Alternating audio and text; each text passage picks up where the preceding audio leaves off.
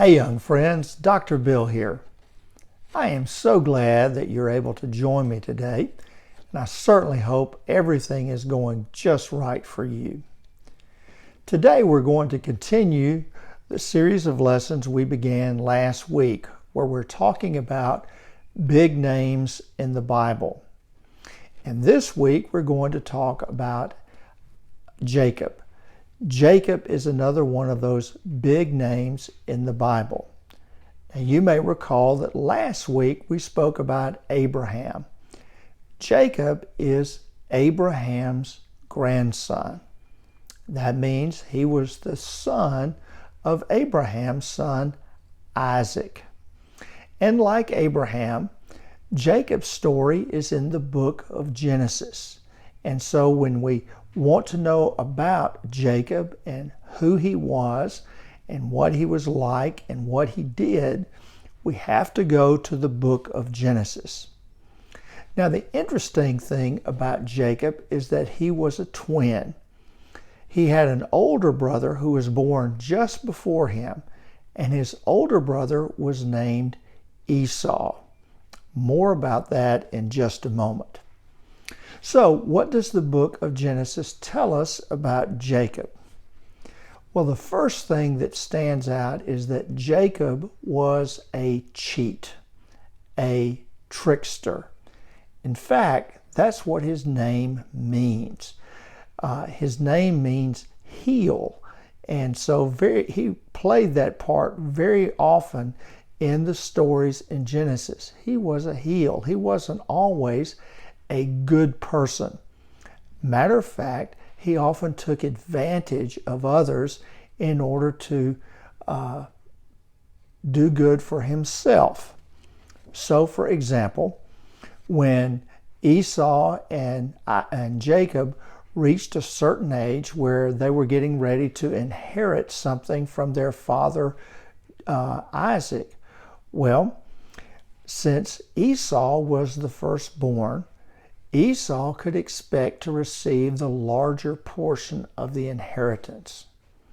Well, Jacob didn't like that, and so he schemed and he made a plan, and as the Bible tells us, Jacob was able to defraud his brother Isaac of his portion of the inheritance.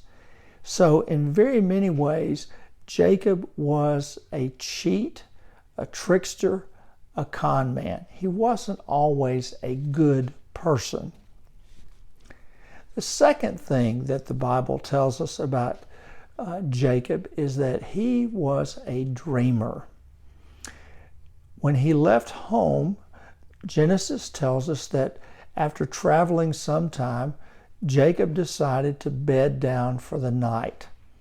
And so he arrived at a certain place, made a place to lay down, took a rock, used it as a pillow, and he went sound asleep.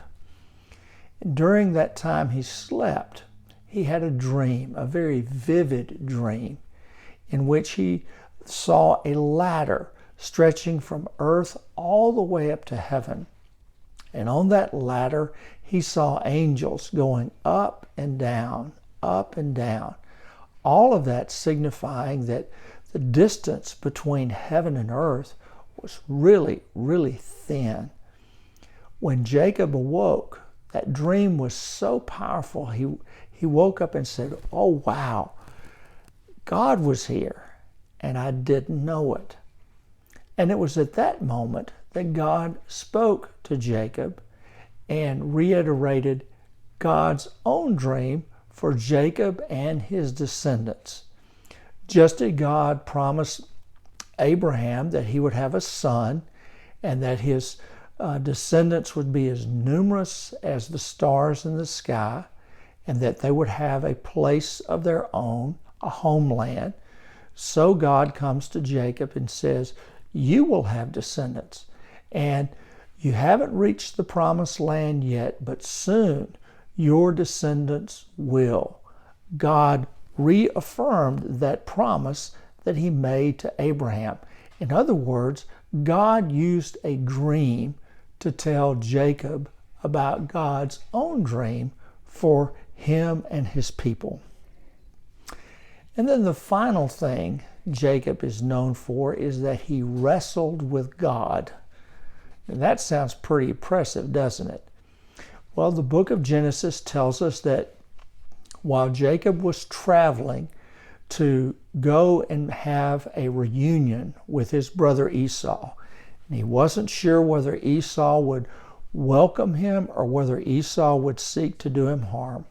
Well, the night before that meeting, Jacob was so troubled that he devoted the evening to prayer. And Genesis tells us that God showed up, and God and Jacob wrestled all night long. The book of Genesis tells us that Jacob would not let God go, wouldn't turn him loose. Now, as a result of that encounter, Jacob's name was changed. His name was changed from Jacob to Israel, which means I have striven or I have fought with God and I survived. I made it. And as well as a sign of that encounter, from then on, Jacob walked with a bit of a limp, just a little bit of a limp in his walk. So what do we learn from this big name in the Bible? Well, the first thing, or the first lesson is this. Namely, we don't have to be perfect people for God to use us. Jacob was not perfect, not at all. In fact, he was downright dishonest. He was downright deceptive.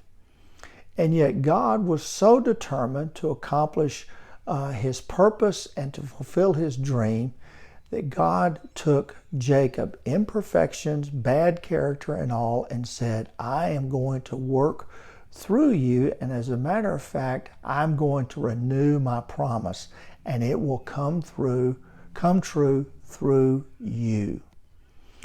That's a wonderful, wonderful lesson.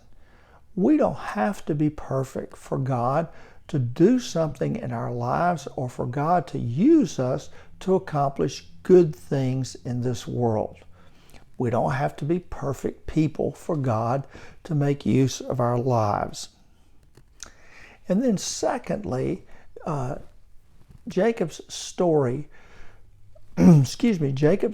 shows us just how important it is for us to love God with everything that we are. He wrestled with God. He had a fight with God. Now, most of the time we think about our relationship with God in terms of God loving us and God blessing us and making good things happen. That is all true. That's very, very important. But sometimes when we love God, well, it takes everything in us, and sometimes we have to wrestle and fight with God. We have to engage God with everything that we have, and it's a bit of a fight. Sometimes we're not on the same page with God. Sometimes God doesn't do what we think God ought to do, and so we have kind of a wrestling match, and that's okay. That is to be expected. When we love God with all of our heart, soul, mind, and strength, well, it can be a bit of a tussle. It can be a bit of a wrestling match. And then finally, what we learn from Jacob is that God's purpose is unstoppable. The promise that God made to Abraham, it continued. It continued through Jacob, and it continues to this day. God has a dream and a plan, a purpose for this world and for your life and mine. And God will stop at nothing to make sure that that promise and that dream come true. And what Jacob's story shows us is that God is persistent. Just because we are imperfect or don't always fit the mold doesn't mean that God stops and says, I'm through with this. It just means that God keeps working with who we are, where we are. I hope that's helpful to you. And as always, if you have any questions, you can give me a call, you can send me an email, or you can reach out to me via our Facebook page. I hope that you will have a continued good week and that all will go well for you, and I certainly look forward to seeing you soon. You take care, and God bless. Bye-bye.